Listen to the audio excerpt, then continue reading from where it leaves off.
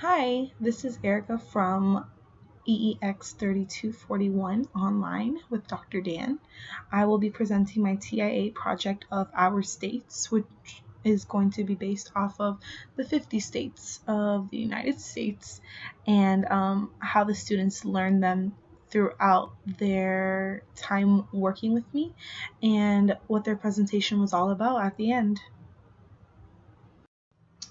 For this project, I did some volunteer hours at my summer camp that I worked at last year. The ages run from 5 years old all the way up to 11 years old. I chose the middle group, which contains second and third graders, to work on this project and to be able to learn something about geography while also being at a summer camp.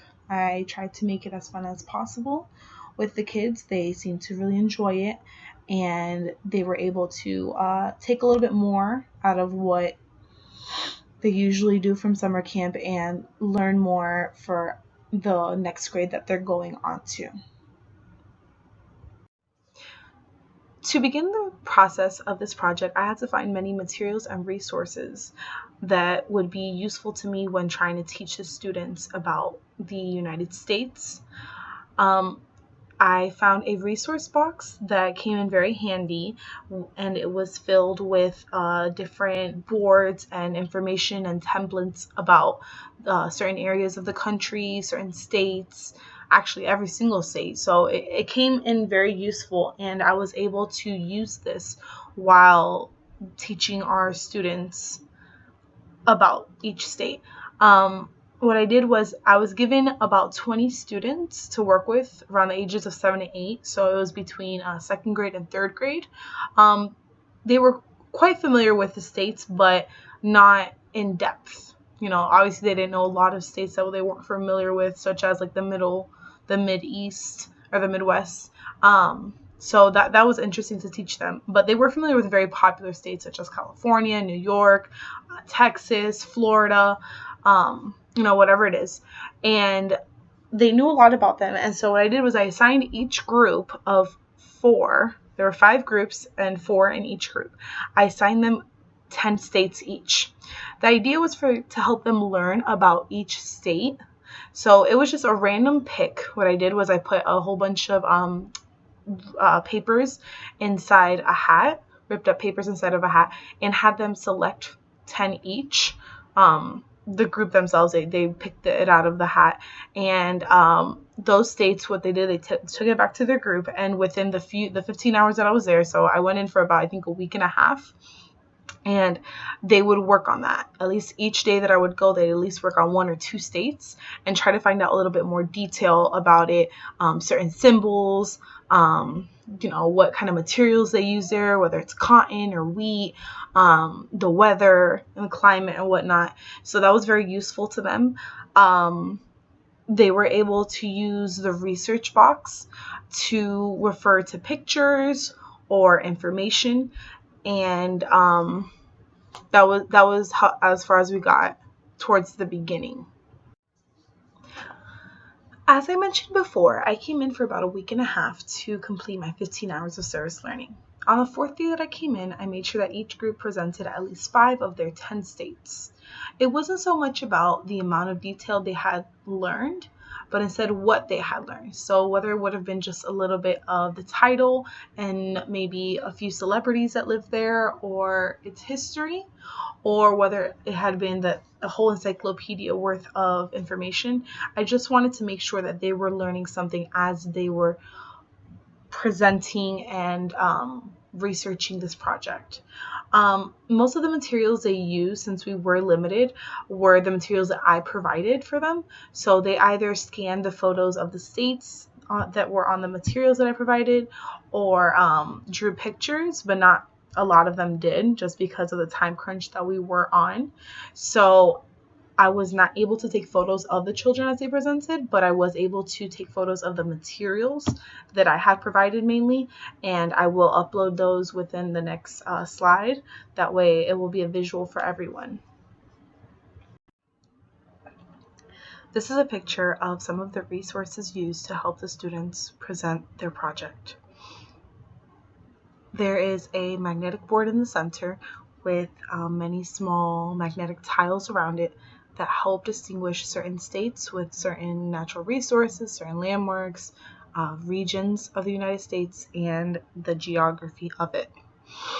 Also, this came in a resource box that also included some templates and folders filled with information that helps these students receive this information. So it's not just them guessing that fossil fuels are used in Connecticut. It is certain folders that share this information with them. Many of the students used the magnets, the state magnets, to enlarge them and show it to their audience. That way, it's really a small magnet and it's like a tile. So they enlarged it by printing it and copying it onto a piece of paper to be able to show their work to their audience. We were limited on resources that we were able to use. I tried to bring as much as possible. However, I'm also limited. So this is what we had. And I think the students used it very wisely and were able to distribute a lot of information. Although it may have been tricky for them, I feel like they did succeed and their audience was very intrigued. A lot of the little ones, 5 and 6-year-olds, they have no idea about states other than the one that they live in. So for them to figure out, well, what are the Florida Everglades? Even though we live here, they might not know what it is, or what is where salmon produced or found the most as a food. So it was very interesting to see, and I feel like all the children enjoyed it, and the presentations were so nice and creative. However, it was, it wasn't that great because I was not able to take pictures of them.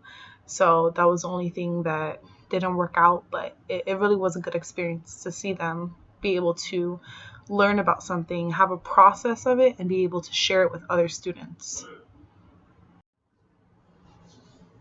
After a few days of discussing their state projects and how they felt about presenting in front of their peers, I decided to surprise them with an even bigger project. I decided that I wanted to sing one of the most popular songs that I could find out there about the states. Although it was kind of long, I found a song that was perfect for the occasion. The song was called the 50 States song. And what it is, it's a simple song that goes over all the 50 states and the locations where they're at. And it's kind of kiddie, but it was fun for them to do. The hardest part for them was probably doing all the research. So I was trying to convince them that this would be just a little bit more fun because although, yeah, they did have to memorize some of the lyrics and whatnot to present it, they were able to have some fun, not worry about making, fun of themselves or anything like that. And, it would be done in front of the whole camp. So some of them were sad and some of them were worried, of course, but I assured them that we were going to be practicing for a few days. The lyrics weren't very hard and they were able to dress up in a costume if they wanted to of certain maybe icons or symbols from certain states that they went to. So a lot of them wore some t-shirts from certain states that they had visited, like Las Vegas, well, Nevada, but if they went to Las Vegas, they could wear a shirt that said that, or a lot of them went to New York, so the I Love New York shirts, Florida shirts, even from here. Many of them also wore jerseys from certain teams, like the New York Yankees or the Tampa Bay Buccaneers or the 46ers. So it was a lot of support. So even though we couldn't afford to make certain costumes and be all fancy and big, they were able to come up with something on their own. Also, if they had an object that they wanted to include, such as keychains or a snow globe, they were able to bring that as well and hold it up as they were singing the song. While performing the 50 States song, I could see that the students were very nervous but excited to perform in front of everyone. Once again, their families were able to come, and I could tell that their peers were very supportive of their performance and even joined them when singing along. Each group was assigned a verse to sing, and then they all sang the chorus together. I tried to make sure that even though this was something that maybe they wouldn't do every single day or at all at summer camp, that it was fun and a learning environment which is why I made sure that I joined them while singing the song, and that I try to make it as fun as possible. That way, although it's out of the norm, they were able to feel comfortable and have fun with what they were doing. I really enjoyed this group because I feel like they were able to take hold of being able to learn during the summer about something that they might be able to use next year when they're in third or fourth grade. Now that I can reflect on this project, I can definitely say it was a learning experience for me. I've never gone to a class to teach, and I've always sat in the background or maybe helped out, but I never did it all alone. I was grateful that I could tie in my file folder topics and project with this project because I was able to see how it worked with some students. It definitely was a big concern of mine that maybe some of the assignments or projects that I wanted to work for a separate assignment wouldn't work on students. So being able to kind of keep the same topic and flow going, it definitely brought me a lot more confidence to know that for my other assignments, this does kind of work with kids. I definitely noticed that in the beginning, some of the kids weren't thrilled that they had to do schoolwork during summer camp. Of course, I mean, it definitely caught them by surprise, but towards the end, all the kids made it very clear to me that this was fun. They didn't even realize they were learning as they went. So that definitely makes me feel confident, just happy that I was able to have fun with these kids and that, they didn't just see it as a drag. Rather, they saw it as something productive and it was fun. And, learning doesn't always have to be sitting down at a desk. It can be something fun, productive, hands-on, and they can present it, in a timely manner where it's not that they have to rush or anything. It's just them presenting what they have to know. There's no rubric. There's nothing. It was just kind of it made them happy. So I'm truly grateful that I was able to experience this, and I was able to see that, I don't have to, do this at an actual school. I can go to a summer school, I can go to a summer camp, I can go somewhere else where, kids might not always be expecting it, but, learning doesn't always have to be boring. Learning can be fun. Learning can be about anything. And, even the bigger things, the quote unquote project was, them presenting their state and describing what they had learned about the state.